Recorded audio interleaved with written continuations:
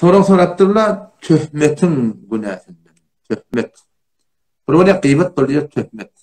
Gıybet diyenler ne mi? Bir Müslüman doğunun edin bir kep-kepliyen, o da şununla bağ öldü. Ama dili peltek şun koydu, gıytar şun koydu. O da işte hayır bir ayıp var. Bağ öldü. Ama haydi Müslüman doğunun edinden burada keplesen, o da şun kıyın görecek olsa, şunga diyenler gıybet, el-gıybetu aşeddu minel zina, zina etmeden etelek edip de Peygamber Mustafa. Töhmet diyenler ne mi? Tarafta yok da. Tarafta yok da var akınçı doğrultuda.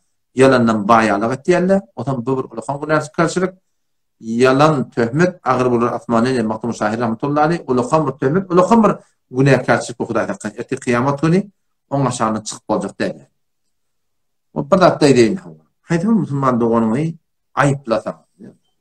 Kıyamet'in mübarek hadisine geliyor da bir Müslümanın bir ayıbını idarla şun ağrayın dökecek bu diye töhmet vurup gıybet edip yalandan gurrun talıp haydi bir adam bir Müslümanın ağrayın dökmekle kastetse Allah tebarek ve teala ol adamı ol denanı şu öynünü arzu vaat ediptir. Hudadan korkmalı em hasibellezine fi kulubihim maradun ala Kur'an'da diyor oradaki yüreklerinde biriçilik var. Onlar hesap gümen ettiler ki elle yuhricallahu elganam. Allah onun yüreklerine kıl çıkarmam mı kadiyem diyor. O zaman şu da yürek doğru olmasa Huda Teala seni dünyada arzu vaat göberiyendir.